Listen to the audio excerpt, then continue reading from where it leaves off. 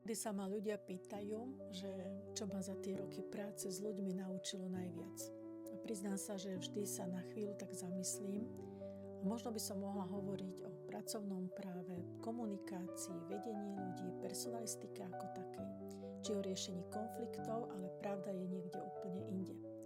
Ľudia ma najviac naučili pokore. Naučili ma, že nikdy nepoznáme celý príbeh človeka, ktorý sedí oproti nám. Často vidíme len jeho správanie, vidíme ten hnev, mlčanie, výčitky alebo chyby, ktoré urobil, no nevidíme, čo tomu všetkému predchádzalo. Nevidíme tie bezsenné noci, strach, samotu, ani slová, ktoré nikdy neboli vyslovené. A čím som staršia, tým menej sa snažím ľudí hodnotiť.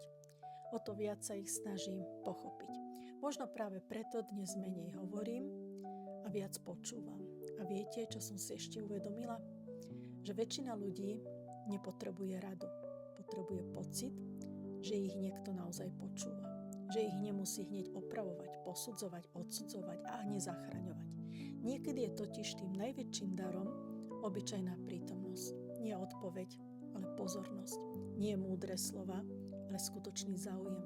Možno práve tým sa začína porozumenie druhým a aj sebe samotným.